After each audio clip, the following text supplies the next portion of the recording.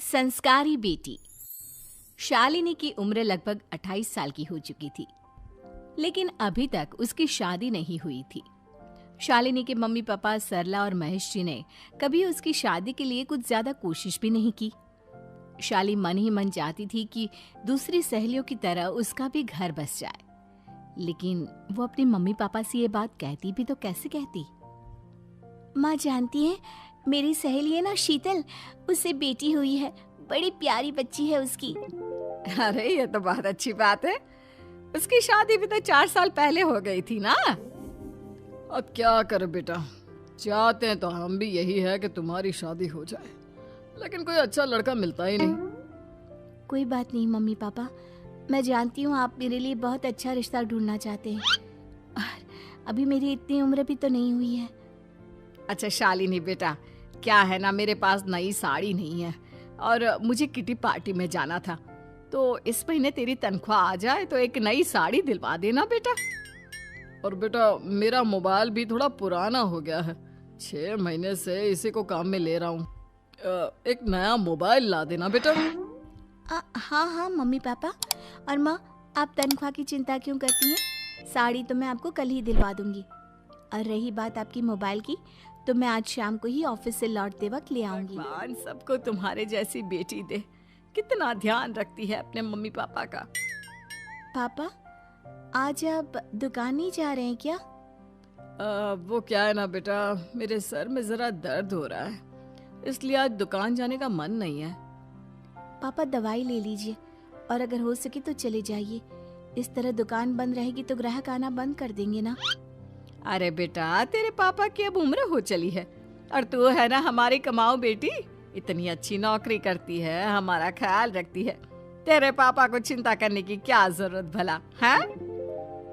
ठीक है पापा, आप अपना ध्यान रखिए, मैं ऑफिस से लौटते वक्त आपका फोन ले आऊंगी। और माँ, आपकी साड़ी हम कल लेकर आएंगी। शालिनी के जाने के बाद क्या करे, शालिनी के लिए सच में कोई लड़का ढूंढकर उसकी शादी करवानी है क्या? अरे पागल हो गई हो क्या? वो शादी करके इस घर से चली गई तो हमारे खाने के लिए पैसे कहाँ से आएंगे? जानती हूँ वैसे भी आपको ना दुकान पर जाने में, काम करने में आलस आता है, अच्छे से पहचानती हूँ आपको। हाँ तो क्या हुआ, बेटी नौकरी करती है, जब बच्चे माँ बाप की कमाई पर मजाक कर सकते हैं, तो क्या माँ बाप बच्चों की कमाई पर थोड़े दिन चैन से जी नहीं सकते? अरे वो तो हम जी रहे हैं ना, देखा ना हमारी बेटी एक ही बार में हमें मोबाइल और साड़ी दिलाने के लिए कैसे फट से तैयार हो गई। एक दिन सरला की एक पड़ोसन अपने भतीजी का रिश्ता लेकर सरला बहन, ये मेरा भतीजा है प्रशांत, इसके लिए रिश्ता ढूंढ रही थी बहुत दिन से। अचानक से तुम्हारी बेटी का ख्याल आया, इतनी सुंदर और अच्छी नौकरी वाली लड़की है, मुझे तो बहुत पसंद है। अरे तुम्हारे पसंद करने से क्या होता है, मेरी बेटी को भी तो तुम्हारा भतीजा पसंद आना चाहिए ना। हाँ, ऐसे थोड़ी ना कि तुम्हें हमारी लड़की पसंद आ गई और हमने रिश्ता कर दिया। मेरा भतीजा बहुत बड़ी कंपनी में जॉब करता है।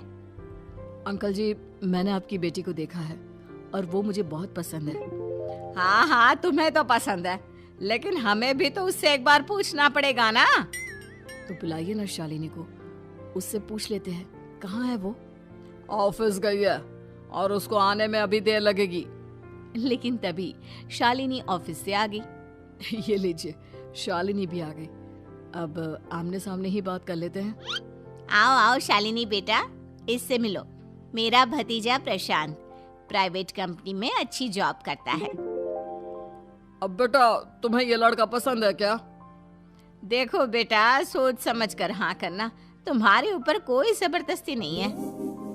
मम्मी पापा, प्रशांत की जॉब और उसकी बातें सुनकर मुझे तो काफी अच्छा लगा, मैं उससे शादी करने के लिए तैयार हूँ। ये लो, सारा मामला यहीं के यहीं निपट गया, लड़का और लड़की राजी हैं, तो अब हमें क्या। सरला की पड़ोसन और प्रशांत वहां से चले जाते हैं। अगले दिन, क्या हुआ मम्मी पापा, आप इतने उदास क्यों लग रहे हैं? वो क्या है ना बेटा, तुमने शादी के लिए हाँ कर दी उस लड़के के साथ। उस लड़के में कोई खोट है क्या? आपको वो पसंद नहीं? अरे नहीं नहीं बेटा, जिसमें तुम्हारी खुशी उसमें हमारी खुशी। हमें भी लड़का पसंद है। तो फिर क्या बात है? अगर कुछ भी है तो आप मुझे बता सकते हैं। तुम्हारी माँ ये सोच सोच कर परेशान है कि तुम्हारे बाद हमारा क्या होगा। तुम हमारी इकलौती बेटी हो, हमारा बुढ़ापा कैसे कटेगा। अब बेटा, हम अपने बारे में सोचकर तुम्हें जिंदगी भर शादी करने से रोक तो नहीं सकते ना। जाओ, तुम अपनी जिंदगी में खुश रहो। हमारा क्या है, जैसे तैसे जी लेंगे। हाँ, बात तो सही है बेटा। कैसे भी करके मैं दुकान का काम कर लूंगा। तुम और प्रशांत शादी करके खुश रहो। अपने माँ बाप की बात सुनकर शालिनी काफी दुखी हो जाती है। उसे लगने लगता है कि वाकई में उसकी शादी हो जाने के बाद उसकी माँ और बाप का ख्याल कौन रखेगा। और यही सोचकर वो एक दिन प्रशांत से मिलती है। देखो प्रशांत, तुम मुझे बहुत पसंद हो, लेकिन मैं चाहकर भी तुमसे शादी नहीं कर सकती। अरे क्या हुआ शालिनी? क्या तुम मेरी किसी बात से परेशान हो? नहीं नहीं प्रशांत, मैं अपने माँ बाप की इकलौती संतान हूँ। अगर मैं भी शादी करके घर से चली गई तो उनका ख्याल कौन रखेगा, उनका खर्चा कौन उठाएगा। तो क्या तुम सारी जिंदगी शादी नहीं करोगी? शायद नहीं प्रशांत, और अगर अपने माँ बाप के लिए ये भी करना पड़े तो इसमें गलत क्या है। प्रशांत ये सारी बात जाकर सरला के पड़ोसन यानी कि अपनी बुआ को बता देता है। ये सरला तो बड़ी चालाक निकली। प्रशांत, वो अपनी बेटी के साथ खेल खेल रही है। कैसा खेल?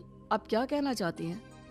अरे शालिनी बहुत सीधी और संस्कारी लड़की है, लेकिन ये सरला और महेश एक नंबर के चालाक। बुआ जी, आपकी बात सही है, लेकिन अपनी बेटी के साथ भला कोई क्यों चालाकी करेगा? वो तो मैं तुझे कल बताऊंगी। तो कल सुबह मेरे साथ शालिनी के घर चलना। और फिर अगले दिन। क्या हुआ सरला बहन, तुम्हारी बेटी ने तो शादी के लिए मना कर दिया। अब पता नहीं बहन जी क्यों मना कर दिया। हम तो चाहते थे कि बेटी की शादी धूमधाम से करें। हमारी तो बहुत इच्छा थी कि शालिनी की शादी प्रशांत के साथ हो जाए, लेकिन अब क्या करें, वही नहीं चाहती। आंटी जी, शादी के बाद मुझे अपने माँ बाप की बहुत चिंता रहेगी। उनका ख्याल कौन रखेगा, और इसलिए मैं प्रशांत शादी नहीं करना चाहती। अंधी हो गई हो क्या माँ बाप के प्यार में? पहले जरा अपने माँ बाप से सच तो पूछ लो। कैसा सच? यही सच शालिनी, कि ये तुम्हारे सगे माँ बाप नहीं है और तुम इनके लिए सिर्फ पैसे कमाने का एक जरिया हो। अरे अरे, ये तुम क्या कह रही हो? सच ही तो कह रही हूँ भाई साहब। अब सीधे सीधे अपनी बेटी को अपनी सच्चाई बताओगे या फिर मैं कोई दूसरा तरीका निकालूं? हमें माफ कर दो शालिनी। वो क्या है ना, हमारी कोई औलाद नहीं थी और जब तुम छोटी थी तो हमने तुम्हें गोद ले लिया था। तो इस नाते तो मैं आपकी बेटी ही हुई ना। लेकिन तुम्हें गोद लेने का हमारा सिर्फ एक ही मकसद था कि हमारे लिए पैसे कमाओ, क्योंकि तुम्हारे पापा को काम करने में बहुत आलस आता है। और ये सच है कि हम ही नहीं चाहते थे कि तुम्हारी कभी भी शादी हो। कोई बात नहीं मम्मी पापा, आपने मुझे गोद लिया, पाल पोस कर बड़ा किया। भले ही उसके पीछे आपका कोई भी इरादा सही, लेकिन मैं आपकी बेटी हूँ। शादी तो मैं प्रशांत के साथ कर लूंगी, लेकिन उसके बाद भी जिंदगी भर आप दोनों का ख्याल रखूंगी। शालिनी की बातें सुनकर सरला और महेश को अपनी गलती का एहसास होता है और वो उससे माफी मांगते हैं।